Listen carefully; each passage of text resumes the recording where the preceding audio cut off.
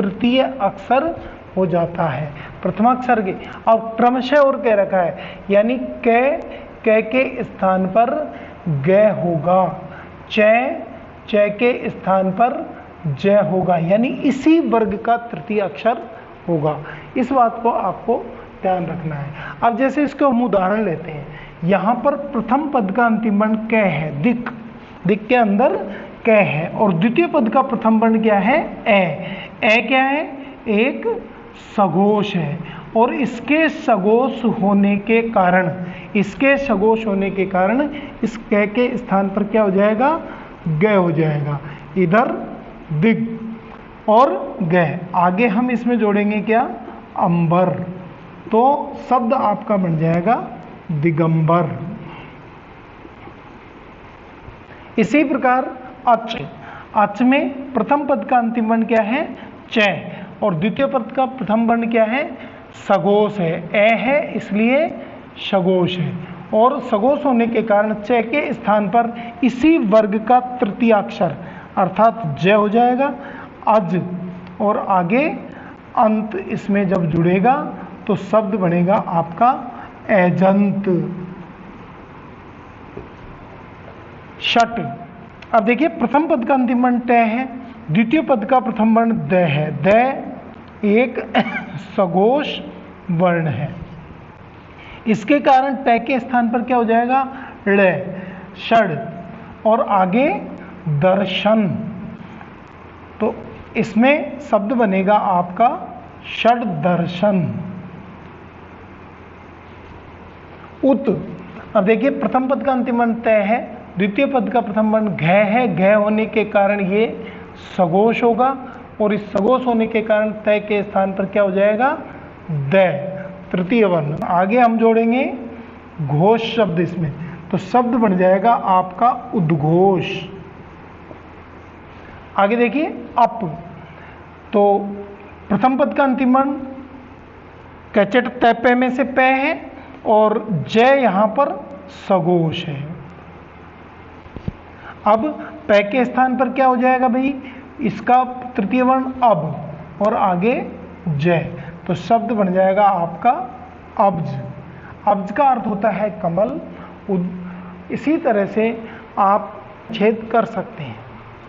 अच्छा, दूसरा नियम लेते हैं हम, यदि प्रथम पद का अंतिम वर्ण द हो तथा द्वितीय पद का प्रथम वर्ण कै, तै, थे, पै अथवा से, कौन सा से, दंतीय से में से कोई एक हो, तो इस द के स्थान पर क्या हो जाता है, तय आदेश हो जाता है।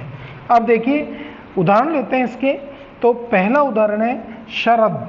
अब शरद में अंतिम वर्ण द है, द के बाद में क आया, इसलिए इस द के स्थान पर क्या हो जाएगा, ये हो जाएगा शरत, और आगे काल।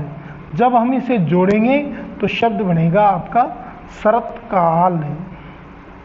इस बात का विशेष ध्यान रखना है।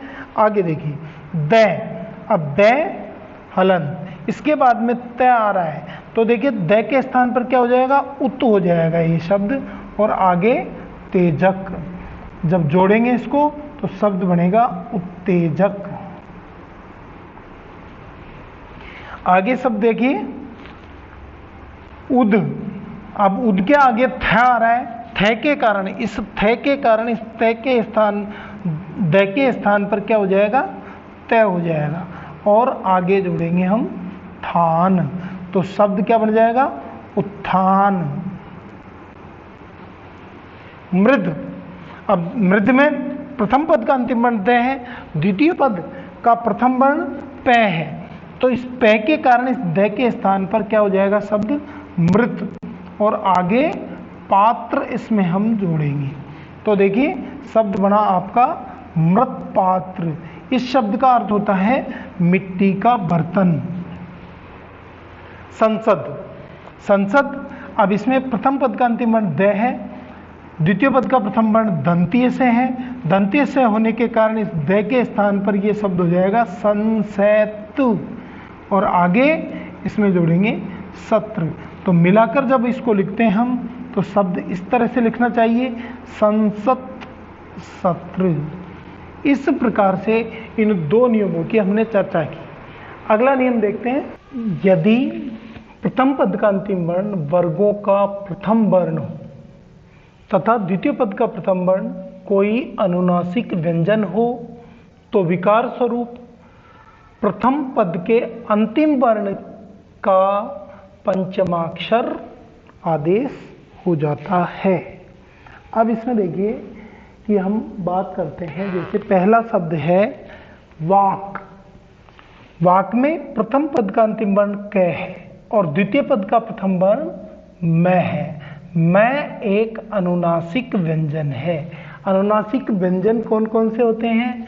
वर्गों के पंचमाक्षर, पहला न, ये, ण, न, मैं, यमगणनम, ये पांचों। तो मैं यहां पर है पंचमाक्षर, इसलिए इस क के स्थान पर इसी वर्ग का पंचमाक्षर यानी वा, आगे मैं, तो शब्द बनेगा आपका वांग्मय। आगे समझिए, जैसे उप, अब ये प वर्ग का प्रथम अक्षर है, इसके बाद में ये अनुनासिक व्यंजन है, तो प के स्थान पर इसी वर्ग का पंचमाक्षर प, फ, ब, भ, मैं, तो उ, म, आगे मैं, तो शब्द बनेगा उम्मय। इसी तरह मृट में प्रथम पद का अंतिम वर्ण ट है, द्वितीय पद का प्रथम वर्ण पंचमाक्षर है, तो ट के स्थान पर ण यानी मृण, आगे मैं, शब्द बन जाएगा मृणमय यानी मिट्टी से सना हुआ। उत, अब तय का पंचमाक्षर तय थ द द न, तो ये हो जाएगा उन, क्या हो जाएगा उन, उनके आगे नत, तो शब्द बनेगा उन्नत। चित, अब ये देखिए प्रथम पद का अंतिम वर्ण तय है, द्वितीय पद का प्रथम वर्ण मैं है, तो मैं एक पंचमाक्षर है यानी अनुनासिक व्यंजन है, इस कारण इस तय के स्थान पर क्या हो जाएगा न, इसी वर्ग का पंचमाक्षर चिन्ह, आगे मैं, तो आपका शब्द बना चिन्मय। अगले नियम पर चलते हैं, नियम 4। इसमें देखिए, यदि प्रथम पद का अंतिम वर्ण मैं हो, केवल मैं की बात कर रहे हैं, और द्वितीय पद का प्रथम वर्ण अंतस्थ एवं ऊष्म वर्णों में से कोई एक हो। अंतस्थ वर्ण आप जानते हैं कौन कौन से होते हैं? य, रे, ले और वे, ये चारों अंतस्थ वर्ण है। ऊष्म वर्ण कौन से हैं? ऊष्म वर्ण है श, से और है, ये ऊष्म वर्ण है। तो इनमें से कोई एक हो तो मैं के स्थान पर अनुनासिक क्या हो जाता है? अनुनासिक आदेश हो जाता है। अनुनासिक यानी चंद्रबिंदु आ जाती है जो उससे पूर्व आए वर्ण के ऊपर लग जाती है।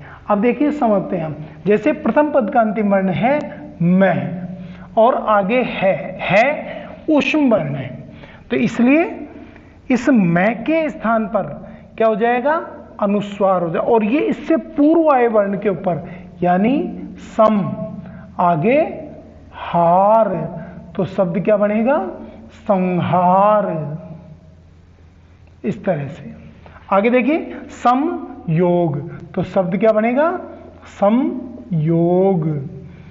इधर देखिए स्वयं वर, तो देखिए स्वयं, ये अनुस्वार हो गया और आगे इसमें वर आके जुड़ गया।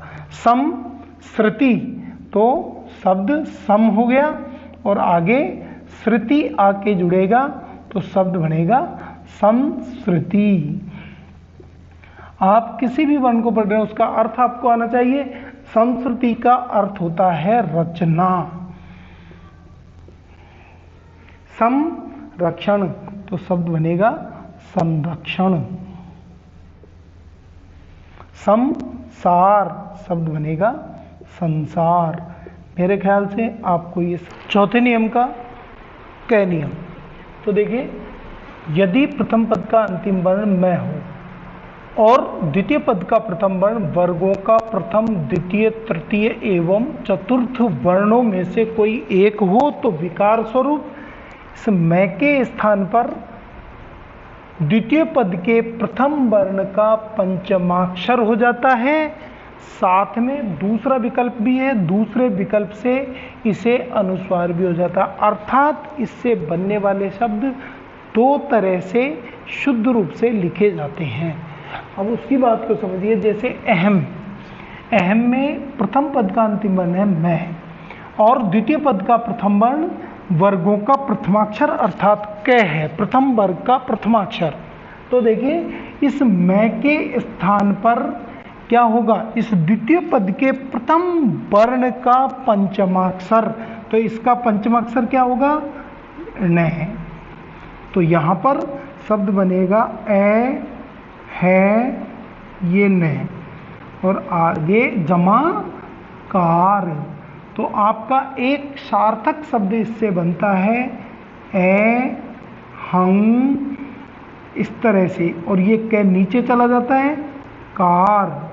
अब दूसरा विकल्प ये है कि इसके स्थान पर दूसरा विकल्प, आप इसे सीधा अनुस्वार कर सकते हैं और आगे कार आप जोड़ सकते हैं। तो एक इस तरह से भी यह शब्द लिखा जाता है, अहंकार। खूब धीरे धीरे पढ़ाया है, बात समझ में आई होगी। आगे देखिए, एक और शब्द समझिए, सम। अब प्रथम पद का अंतिम वर्ण मैं है, लेकिन जय, अब जय का पंचमाक्षर होता है यह, तो इसमें से यह, आगे जीवनी, ऐसे कैसे ही जीवनी को लिखना है। विकल्प आप सम कर सकते हो इसको, आगे जीवनी, इसी तरह से जोड़ सकते हो। अब देखिए, ये शब्द बनेगा से यंग जीवनी, क्या बना, संजीवनी, और यहाँ पर यह शब्द बनता है संजीवनी। तो ये दो विकल्प है आपके पास, दोनों में से दोनों ही सही है, ठीक है। किम, तो यहाँ पर की, अब च के कारण ये हो जाएगा ये, के, चित्त। तो आपका एक शब्द तो बन रहा है इस तरह से, किंचित, देखा होगा आपने लिखा हुआ। दूसरा विकल्प आप कर सकते हैं किम, आगे चित, और इसको जोड़ दो, शब्द बन जाएगा आपका किंचित। सम, तो देखिए त्रास, अब तय आएगा इसमें, पहले तय और रे से त्रय बनता है। तय का पंचमाक्षर होगा तय थे दे धे न, तो आप इसको सन कर सकते हैं, आगे त्रास शब्द, और जब इसको जोड़ेंगे तो से बिंदी नहीं आएगी, अधन त्रा और से। विकल्प आप सीधा सम कर सकते हो और ये त्रास, तो आप इस शब्द को संत्रास के रूप में भी लिख सकते हो। अगला देखिए, दम। अब डे, टे ठे डे ढे ण, तो यहाँ पर हो जाएगा दण, ये, और आगे दे, और आपने दंड को इस तरह से लिखा हुआ देखा है। आगे देखिए, आप ऐसा भी कर सकते हो दम और डे, और आप दंड ऐसे भी लिख सकते हो। देखिए मैं, अब मैं के बाद में क्षित, अब क्षय बनता है क और मूर्धन्य श के योग से। तो सबसे पहले क्या आ रहा है, क का पंचम अक्षर क्या हो जाएगा, ये वाला, ठीक है। आगे क्षिप्त, तो आपका शब्द बनेगा संक्षिप्त। विकल्प आप सीधा सम कर सकते थे, आगे क्षिप्त लिख सकते थे, और शब्द इस तरह से आप संक्षिप्त भी लिखते हैं। तो इस तरह से हम दोनों ही विकल्प आप इनमें काम में ले सकते हैं। अगला नियम देखिए, यदि प्रथम पद का अंतिम वर्ण तय हो और द्वितीय पद का प्रथम वर्ण च अथवा छ में से कोई एक हो तो विकार स्वरूप तय के स्थान पर च आदेश हो जाता है।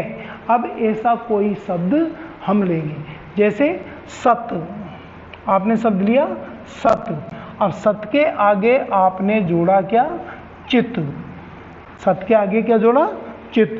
अब देखिए प्रथम पद का अंतिम वर्ण तय है, द्वितीय पद का प्रथम वर्ण च है, तो तय के स्थान पर क्या हो जाना चाहिए, ये हो जाना चाहिए सच, आगे चित, और आपका शब्द बनेगा सत चित।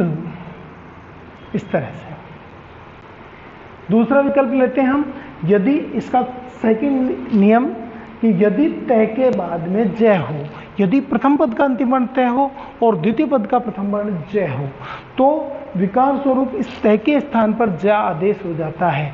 जैसे एक शब्द लेते हैं हम उत, बहुत सारे एग्जाम्स में ये कई बार पूछा जाता है, हर पेपर में ये प्रश्न शब्द आता है किसी न किसी रूप में। तो उत आगे जोड़ते हैं हम ज्वल, क्या जोड़ते हैं, ज्वल। तो इस तय के स्थान पर इस जय के कारण क्या हो जाएगा, उज, आधा जय, और फिर आधा जय वल। अब जब इसको हम जोड़ेंगे तो शब्द बनेगा उज्ज्वल।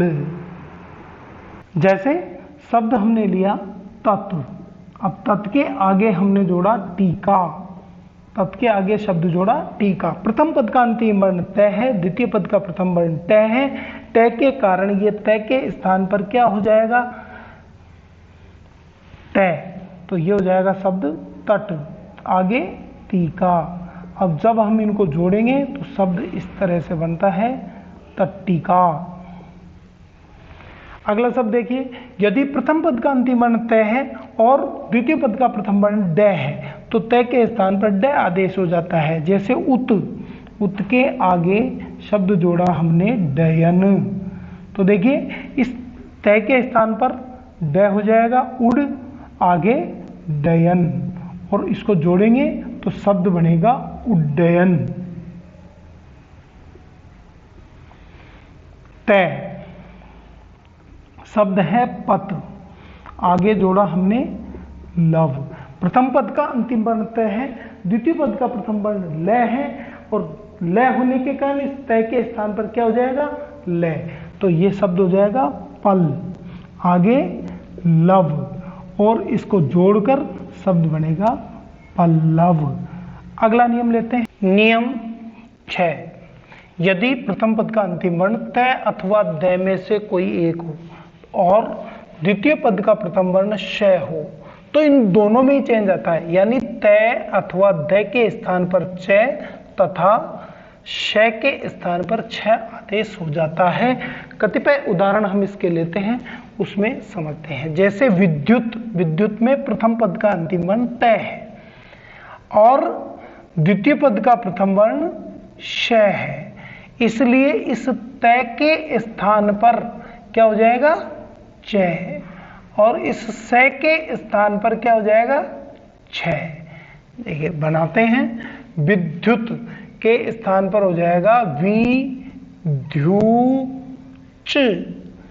जमा छ के स्थान पर श के स्थान पर छ, छसी, ससी के शक्ति, शक्ति, ठीक है। तो विद्युत शक्ति यानी शब्द बनेगा आपका विद्यु शक्ति। चलिए अगला देखते हैं, उत, उत जमा श्वास, तो ये उत के स्थान पर तो क्या हो जाएगा, उच्च, और श्वास के स्थान पर छवास, आधा छ, वास, और अब इसको शब्द बनेगा उ, आधा छ, आधा छ, वा और स, उच्छ्वास। ये इस तरह से शुद्ध होता है। अगला देखिए, शरद, प्रथम पद का अंतिम वर्ण द है, द्वितीय पद का प्रथम वर्ण श है, तो द के स्थान पर तो श, र, च और शशि के स्थान पर क्या हो जाएगा, छसी।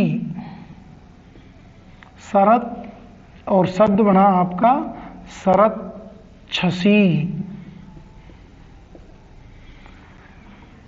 अगला नियम देखिए, यदि प्रथम पद का अंतिम वर्ण तय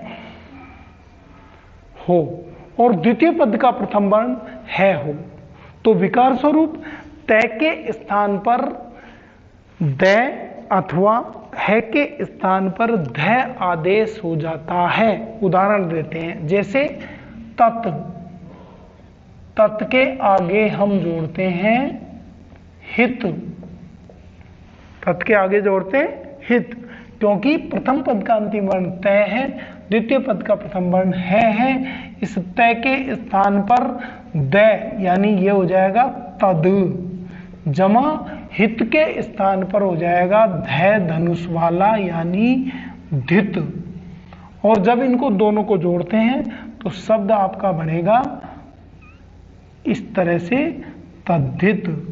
इसी तरह एक उदाहरण और लेते हैं, उत, उत जमा हैरण हरण, तो उद जमा धरण, तो शब्द बन जाएगा उद्धरण। इसी प्रकार अगला नियम देखते हैं, यदि प्रथम पद का अंतिम वर्ण स्वर हो और द्वितीय पद का प्रथम वर्ण छ हो तो छ से पहले च का क्या हो जाता है, आगम। यह आगम शब्द नया आया है इसमें। आगम का मतलब कि किसी के अंदर कोई चेंज नहीं आता है, केवल नया शब्द आ जाता है। जैसे शब्द लेते हैं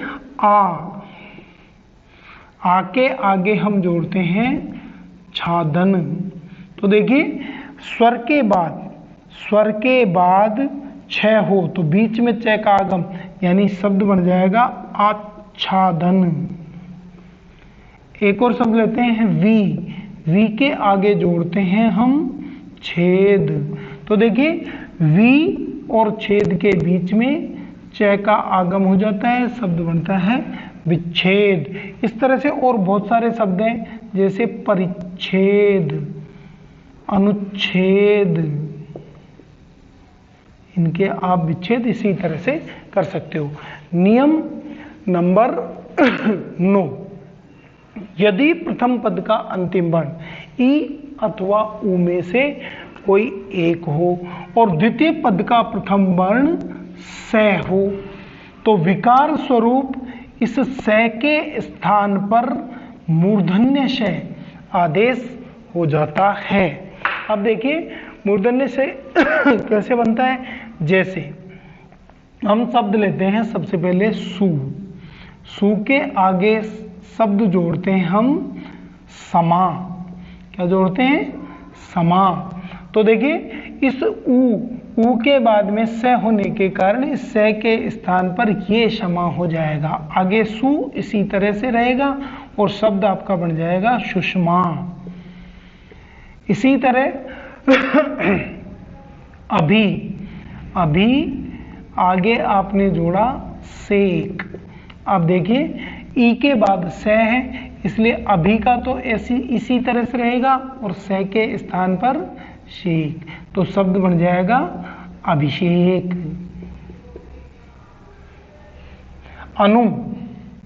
अनु के आगे शब्द जोड़ा आपने संगी, तो शब्द बन गया क्या, अनुषंगी। सु के आगे शब्द जोड़ा आपने स्मिता, तो शब्द क्या बन गया, सुस्मिता। तो इस प्रकार से आप इन नियमों को, नियम 10, प्रथम पद में कहीं भी ई री रे मूर्धन्य श अथवा य की ध्वनियां हो तथा द्वितीय पद में कहीं भी न वर्ण हो तो विकार स्वरूप न के स्थान पर न आदेश हो जाता है। दोबारा समझिए, यदि प्रथम पद में कहीं भी ई री रे मूर्धन्य श और य की ध्वनियां हो तथा द्वितीय पद में कहीं भी न वर्ण हो तो न के स्थान पर न आदेश हो जाता है। जैसे शब्द लेते हैं हम राम जमा अयन, अब ये आपने दीर्घ संधि में पढ़ा था, किंतु इसमें आंशिक रूप से व्यंजन संधि भी है। क्यों? क्योंकि देखिए प्रथम पद में र की ध्वनि है और द्वितीय पद में न की ध्वनि है, तो इस न को क्या हो जाना चाहिए? ण। तो आपका यहां पर दीर्घ संधि हो रही है, यानी रा, मा, ये और न के स्थान पर क्या हो जाएगा? ण। जैसे एक शब्द बोल लेते हैं पूर्व, पूर्व जमा न। अब इसको जोड़ेंगे, प्रथम पद में र की ध्वनि है, तो ये शब्द बन जाएगा आपका पूर्व और न के स्थान पर न। जोड़ेंगे तो शब्द होगा पूर्ण। कृष, कृष जमा न।